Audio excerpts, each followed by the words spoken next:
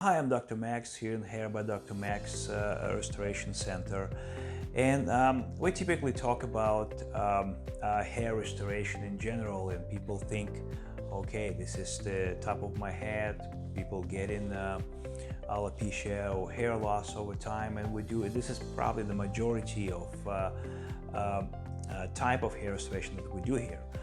But another option that we do offer is the facial hair restoration. Facial hair restoration can include eyebrows, can include beard, and that's what we actually did today. Our patient was a 20 years old male with history of very sparse coverage over the facial area. And for some men, it could be a serious issue that can result in lower self-confidence, self-esteem, and we always try to help to solve it. The principle typically is the same. Occasionally we can use the body hair, but most of the time I prefer to use the donor area of the occipital part of the head and some of the temporal areas.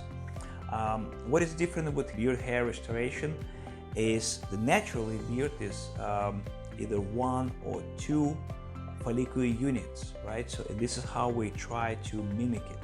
Of course, the texture is also different of the donor area. So my goal is always to use the largest follicular units with the thickest diameter shaft, so it will be the closest texture to the beard hair.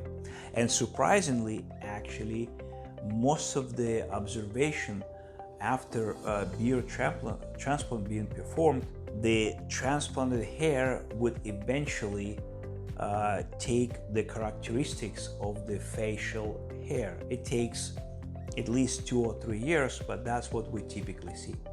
So today we started with our typical harvesting from the occipital part of the head, which I did using a manual FUE device, Trivellini. We carefully check every single graft under the microscope, and then for the second part of the procedure, we actually obtain 1,000 grafts from the occipital and some temporal areas of the donor area. I did implant it using same direct graft implantation with sharp implanters. Same principle apply for the facial hair. With direct graft implantation using sharp implanters, I'm able to implant with very low angles and direct the hair exactly to where it needs to grow.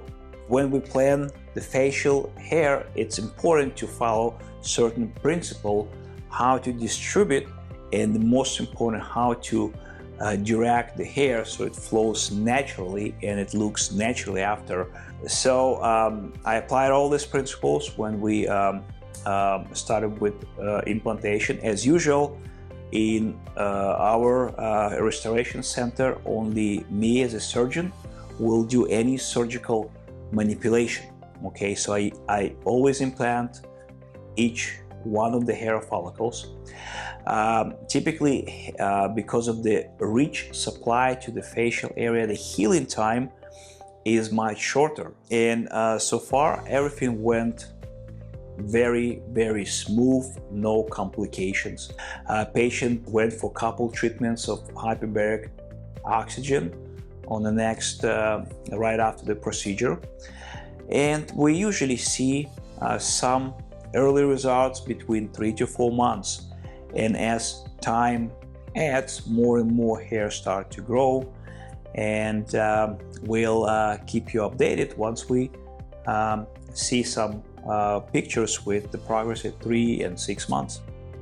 So any questions about what we do in the Hair by Dr. Max Restoration Center, either facial hair restoration or traditional FUE hair restoration to the top of the head or occipital areas, please give us a call.